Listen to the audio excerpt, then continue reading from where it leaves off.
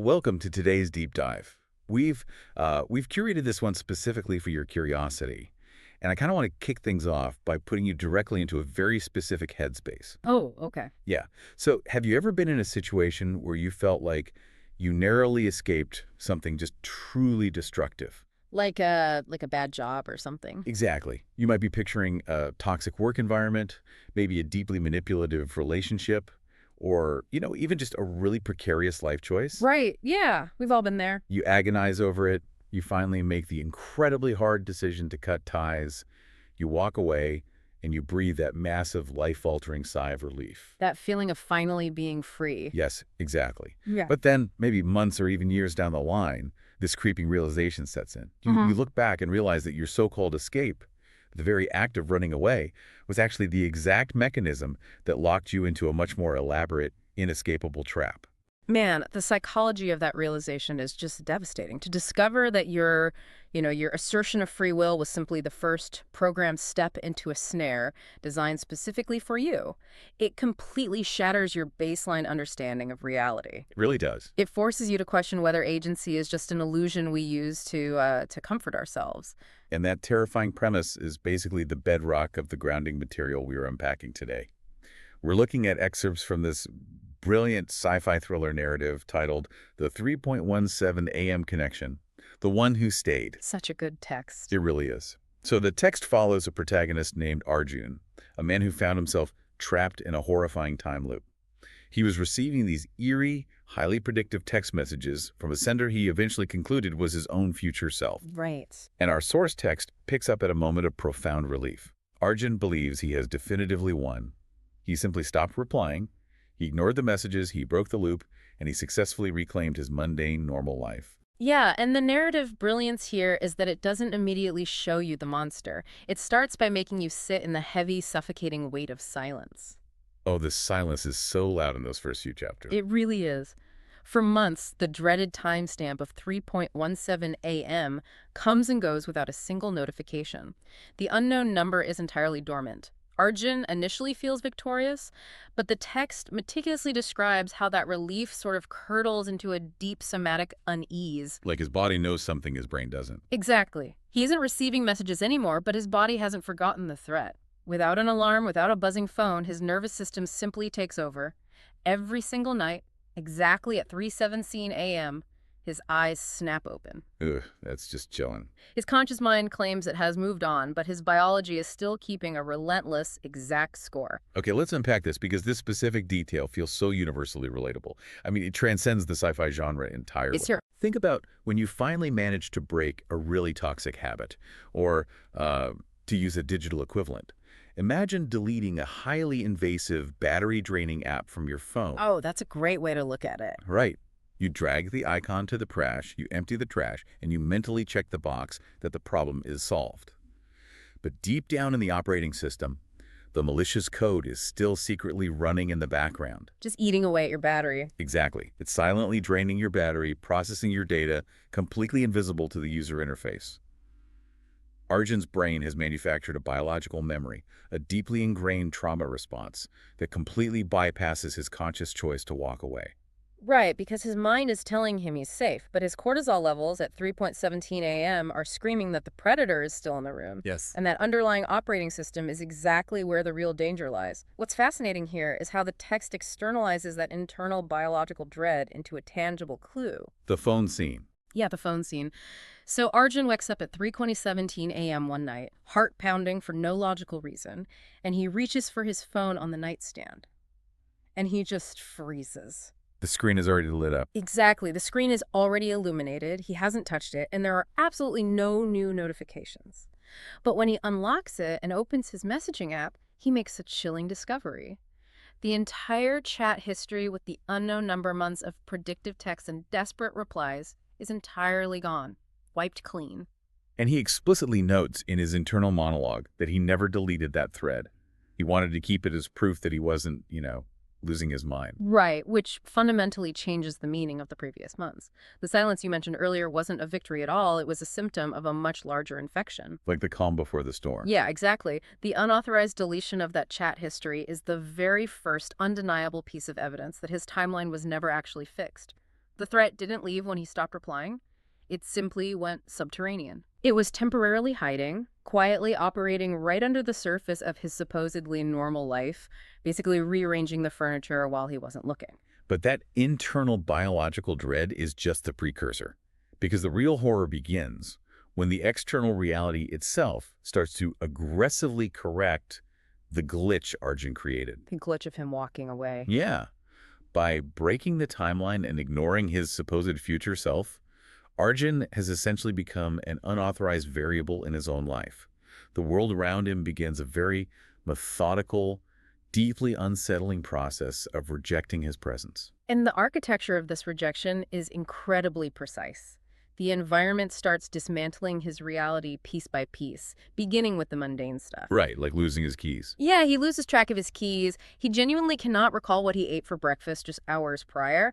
And, these feel like standard stress responses, which keeps the reader and Arjun second-guessing. But then the narrative escalates the cognitive dissonance. Oh man, the colleague scene perfectly captures that dissonance. No, it's so uncomfortable to read. So uncomfortable. I mean, imagine you are walking into your office, a place you go every single day. A friendly colleague approaches you, smiling warmly, and says, "Hey, Arjun, long time, man. How have you been?" Yeah. And you smile back, you shake their hand, you give a generic, polite response, all while your heart is just hammering in your chest because you are staring into the eyes of a complete stranger. Just pure panic. You have absolutely no memory of this human being. You are panting through a social interaction, entirely disconnected from your own life's history. It is a profound surgical severing of his social anchors. We rely on our shared histories with others to validate our own existence. When you remove those shared memories, you are just left drifting. Yeah. But the narrative pushes this isolation even further. It moves from severing his connection to others to severing his connection to his own physical form. Bathroom mirror sequence. It's the same night, exactly at 3:17 a.m. Arjun wakes up sweating, feeling that familiar, inexplicable pull. He stumbles into the bathroom, flips on the harsh fluorescent light, and just stares at his tired reflection. Everything appears completely normal for a long, agonizing beat. The tension there is wild. And then his reflection blinks. But you, as the reader, know his real eyes haven't moved. They are locked wide open in terror. He stumbles backward, completely untethered from reality. But when he forces himself to step forward again, the reflection is perfectly synced up. It mimics his horror flawlessly. And that loss of baseline reality testing is where human psychology truly begins to fracture. When you can no longer trust the physical reflection of your own body, the brain enters a state of absolute freefall. Right. And it makes you wonder, are we seeing Arjun's mind simply collapsing under the sheer weight of this prolonged invisible stress? Is this a full-blown psychological break? Or is the physical fabric of reality actually glitching and tearing at the seams because he audaciously messed with the mechanics of time? Well, while the ambiguity makes for excellent thriller pacing, if we analyze the mechanics of the trap being built, the why is far more critical than the how. Okay, tell me more about that. This sequence isn't just random atmospheric horror thrown in for a jump scare. It is a highly targeted, systematic isolation tactic. Look at the progression of what is being stripped from him. Okay. First, his peace of mind is taken by the biological alarm clock. Then, his social reality is erased when he loses his bond with his colleague. Finally, the mirror scene fundamentally severs his trust in his own physical senses. Wow. The environment is systematically isolating Arjun, stripping away every single anchor that ties him to the world. It is making him profoundly vulnerable, cornering him into a psychological dead end to prepare him for the next phase. He's basically being hollowed out. He's completely alone, terrified of his own mind, and terrified of his own reflection. He's standing exactly where the trap needs him to be, and that is the exact moment the months of silence finally break. The trap snaps shut. Exactly. The very next night, 3:10 a.m., the phone on the nightstand violently buzzes. Arjun's hands are trembling so hard he can barely swipe the screen. The dread here is palpable. Oh, absolutely. He opens the messaging app, and there's a new text from the unknown number. It simply reads, "You shouldn't have stopped." Yeah. Arjun, completely desperate and reverting to his previous dynamic, rapidly types back, "I did what you told me. I stopped the loop." And the reply that instantly drops onto the screen fundamentally alters the entire story. The number replies, "That wasn't me." It completely reframes everything he thought he understood about his situation. He realizes with sudden clarity that he has been communicating with multiple entities. Here's where it gets really interesting. because the text reveals the ultimate devastating twist of his supposed escape. By breaking the loop, by bravely ignoring the original messages from his future self, Arjun didn't actually sever the connection to the future. No, not at all. He merely silenced the original sender. As the text explicitly states, his rebellion left a door open, and because the original sender was suddenly out of the picture, and imposters, something entirely different and far more malicious, slipped through that temporal vacuum and took up residence in Arjun's timeline. This raises an important question regarding the nature of this new entity. It is crucial to understand what Arjun is actually dealing with now. The entity texts him, "You are talking to what replaced me." Chilling. Right. And Arjun, desperate for parameters, asks what it is. The entity reveals that it didn't just arrive, it stayed. It lurked in the background and learned from the original sender.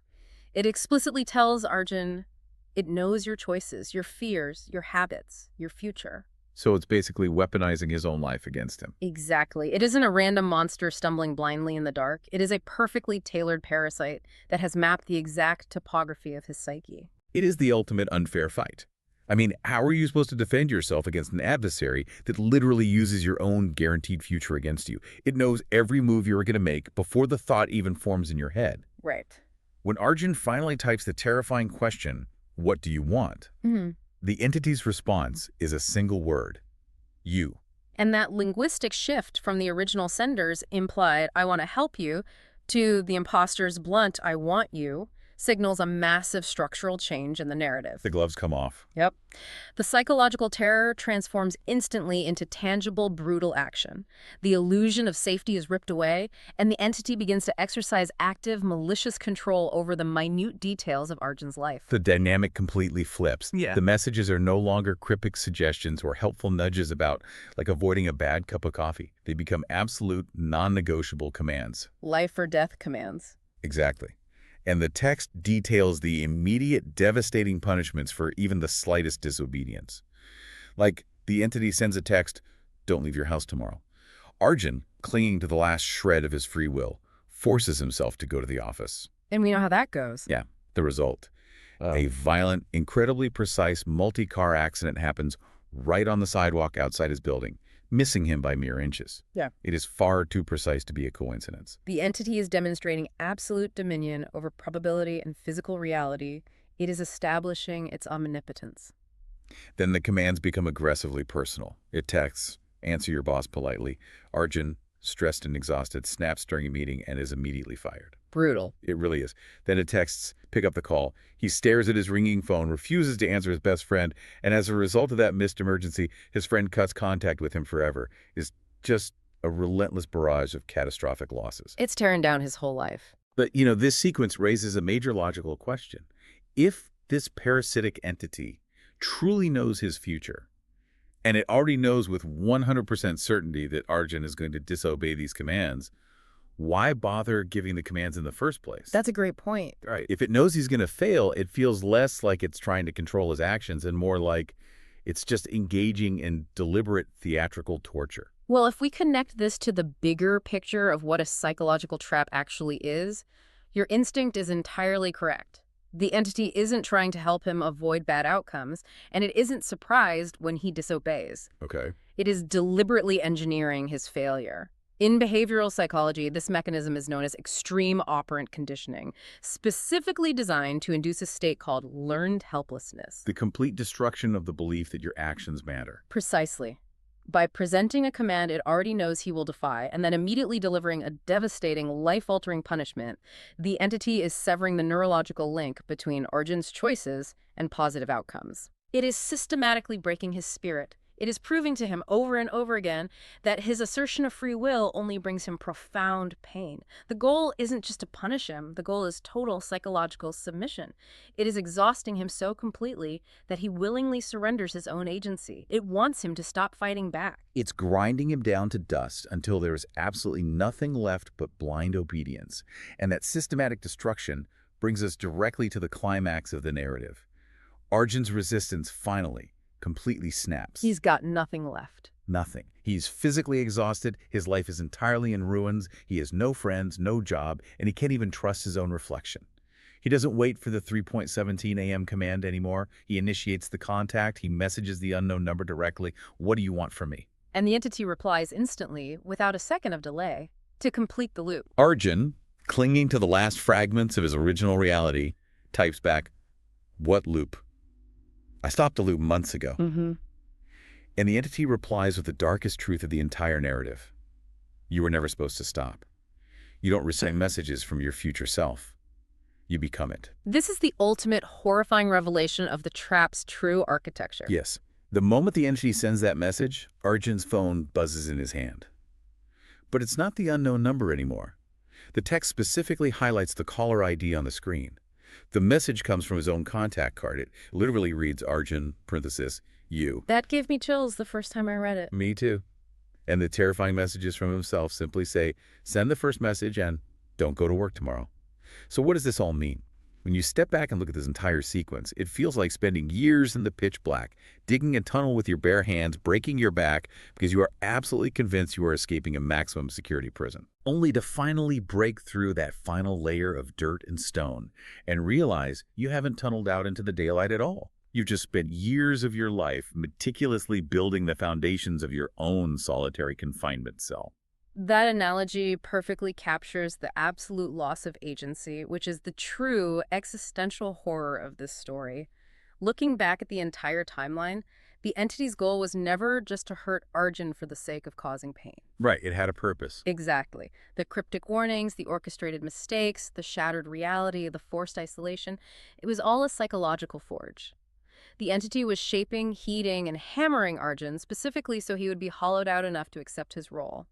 He had to be broken down so he could take over the position of the sender. That's just wild. He spent the entire narrative believing he was actively avoiding his terrible fate, but every single choice he made, especially his decision to break the loop, was actively forging him into the exact tool needed to victimize himself. He did all the heavy lifting for the monster. The final message from the entity just says, now you understand. He is physically forced by the loop to send those very first warnings to his past self, ensuring the cycle continues seamlessly. It is an incredibly bleak look at determinism.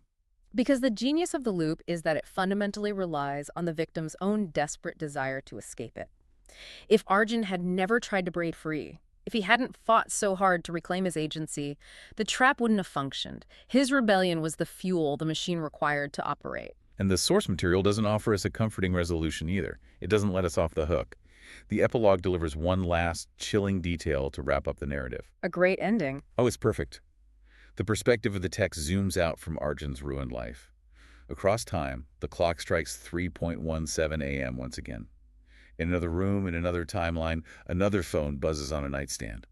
Another unaware, completely confused version of Arjun wakes up, reaches for his phone, and looks at his illuminated screen, seeing that very first cryptic message. And it starts all over again. The cycle has officially begun again. The trap has flawlessly reset itself. It leaves the reader with the deeply unsettling realization that the architecture of this psychological trap is eternal. It is a self-sustaining ecosystem that continuously feeds on the next version's innate hope for survival. It really does linger with you. And as we bring today's deep dive to a close, I want to leave you with a thought experiment to mull over in your own time. Oh, I like these. We've spent this entire discussion dissecting Arjun's illusion of free will and how his deepest instinct to escape was actually just a line of code in his programming. So turn that lens on your own life. Think about those sudden, inexplicable gut feelings you experience. Like intuition. Exactly. Okay. You know the ones? That powerful, irrational instinct to take a different route home from work? Or the sudden urge to reach out to an old friend you haven't spoken to in years? Or the deep physical feeling that you need to avoid a certain situation at all costs? What if those instincts aren't actually your own self-preservation kicking in? What if they are the subtle, completely unavoidable programming of a time loop you are currently unknowingly trapped in, forcing yourself to stay perfectly on track to your own meticulous design? A truly unsettling perspective to carry with you the next time you trust your gut. Thank you so much for joining us on this deep dive. Keep questioning the choices you make, and above all, keep questioning the reality around you. Until next time.